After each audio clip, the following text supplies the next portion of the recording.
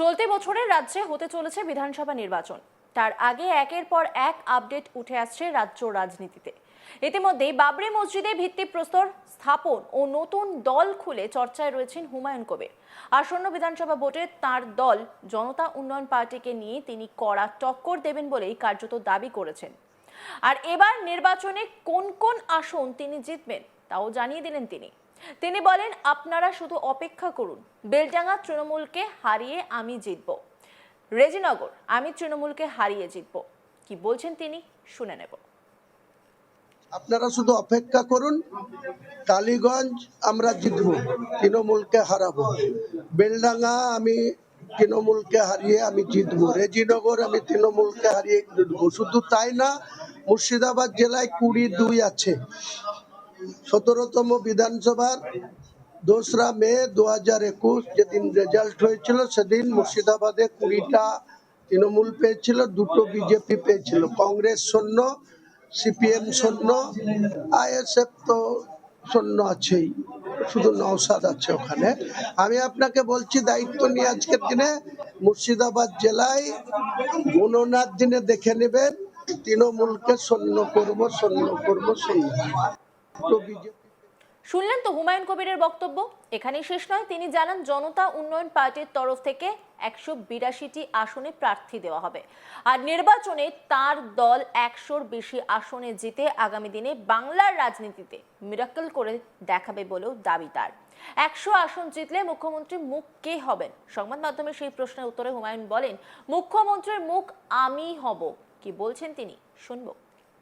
BJP পেয়েছিল, কংগ্রেস শূন্য, CPM শূন্য, আইএসএফ তো শূন্য আছেই, শুধু নওশাদ আছে ওখানে।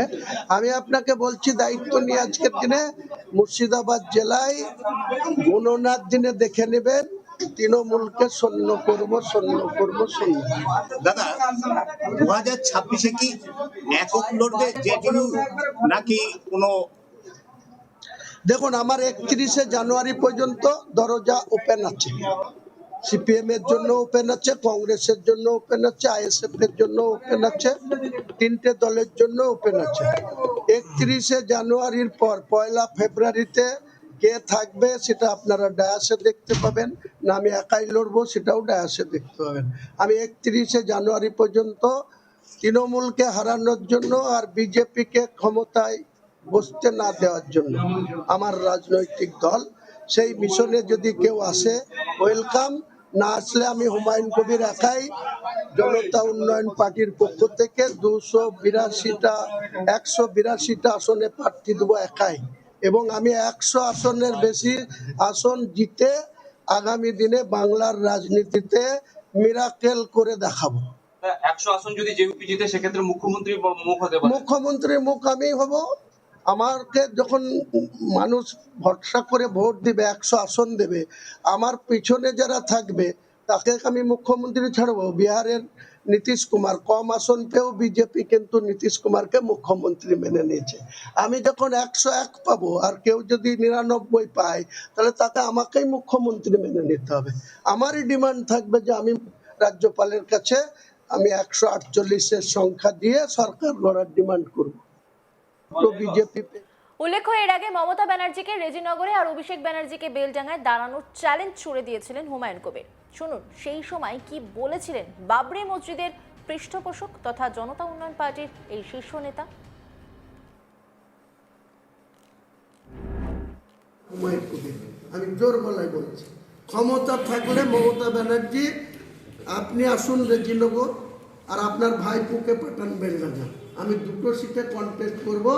বুকের পাটা থাকলে আর ক্ষমতা থাকলে রেজিনগরে এসে পিসি ভাইপুই ভবানীপুরেও রিক্স আছে এবার জিতা আপনার। আপনি তো গত 2021-এ নন্দীগ্রামে গিয়ে 1956 ভোটে শুভেন্দুর কাছে হেরেছিলেন, তাই শুভেন্দু বারবার বলে হিরো মুখ্যমন্ত্রী মমতা ব্যানার্জিকে হারিয়েছি, বলে তোদের কোম্পানির মালিককে হারিয়েছি, এটা বারবার শুভেন্দু বলে। তা আমার চ্যালেঞ্জ, অভিষেক তুমি 22টা সিট নেবা, তো তুমি আসো, আগামী দিনে পিসিকে বসিয়ে দাও, যে তুমি মুখ্যমন্ত্রীর প্রার্থী প্রজেক্ট হও। চলতি বছরে রাজ্যে হতে চলেছে বিধানসভা নির্বাচন, তার আগে একের পর এক আপডেট উঠে আসছে রাজ্য রাজনীতিতে। বিজেপি ইতিমধ্যেই পেয়েছিল। সমীকরণ বদলাচ্ছে, ভিত্তিপ্রস্তর স্থাপন হয়ে গিয়েছে বাবরি মসজিদের, নতুন দল খুলে রীতিমতো চর্চায় রয়েছেন হুমায়ুন কবির।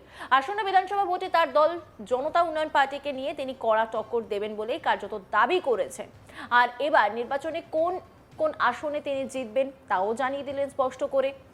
তিনি বলেন, আপনারা শুধু অপেক্ষা করুন, বেলডাঙ্গা তৃণমূলকে হারিয়ে আমি জিতবো, রেজিনগর আমি তৃণমূলকে হারিয়ে জিতবো। পাশাপাশি শুধু তাই নয়, তিনি বলছেন জনতা উন্নয়ন পার্টির তরফ থেকে 182টি আসনে প্রার্থী দেওয়া হবে, আর নির্বাচনে তার দল 100-র বেশি আসনে জিতে আগামী দিনে বাংলার রাজনীতিতে মিরাক্কেল করে দেখাবে বলেও দাবি করেছেন। 100 আসন জিতলে মুখ্যমন্ত্রীর মুখ কে হবেন সেটাও কিন্তু তিনি বলে দিলেন। শুনুন তিনি ঠিক কি বলেছেন। আপনারা শুধু অপেক্ষা করুন, টালিগঞ্জ আমরা জিতবো, তৃণমূলকে হারাবো।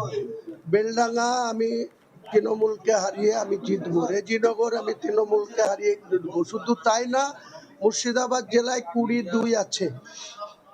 17তম বিধানসভার 2রা মে 2021 যেদিন রেজাল্ট হয়েছিল, সেদিন মুর্শিদাবাদে 20টা তৃণমূল পেয়েছিল, 2টো বিজেপি পেয়েছিল। কংগ্রেস শূন্য, সিপিএম শূন্য, আইএসএফ তো শূন্য আছেই, শুধু নওশাদ আছে ওখানে। আমি আপনাকে বলছি দায়িত্ব নিয়ে আজকের দিনে মুর্শিদাবাদ জেলায় গণনার দিনে দেখে নেবেন, তৃণমূলকে শূন্য করব, শূন্য করব, শূন্য।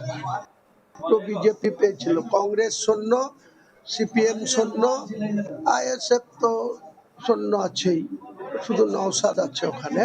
আমি আপনাকে বলছি দায়িত্ব নিয়ে আজকের দিনে মুর্শিদাবাদ জেলায় গণনার দিনে দেখে নেবেন, তৃণমূলকে শূন্য করব, শূন্য করব, শূন্য। দাদা 2026-এ কি একক লড়বে জেডিইউ নাকি কোনো? দেখুন, আমার 31শে জানুয়ারি পর্যন্ত দরজা ওপেন আছে। সিপিএম এর জন্য ওপেন আছে, কংগ্রেসের জন্য ওপেন আছে, আইএসএফ এর জন্য ওপেন আছে, 3টে দলের জন্য ওপেন আছে। 31শে জানুয়ারির পর 1 ফেব্রুয়ারিতে কে থাকবে সেটা আপনারা ডায়াসে দেখতে পাবেন, না আমি একাই লড়বো সেটাও ডায়াসে দেখতে পাবেন। আমি 31শে জানুয়ারি পর্যন্ত তৃণমূলকে হারানোর জন্য আর বিজেপিকে ক্ষমতায় বসতে না দেওয়ার জন্য আমার রাজনৈতিক দল, সেই মিশনে যদি কেউ আসে ওয়েলকাম, না আসলে আমি হুমায়ুন কবির একাই জনতা উন্নয়ন পার্টির পক্ষ থেকে 182টা আসনে প্রার্থী দেবো একাই, এবং আমি 100 আসনের বেশি আসন জিতে আগামী দিনে বাংলার রাজনীতিতে মিরাকেল করে দেখাবো। অন্যান্য খবরের আপডেটের জন্য অবশ্যই নজর রাখুন আজ তাক বাংলার ইউটিউব স্ট্রিমিং এ। লাইক, কমেন্ট, শেয়ার এবং সাবস্ক্রাইব করতে ভুলবেন না।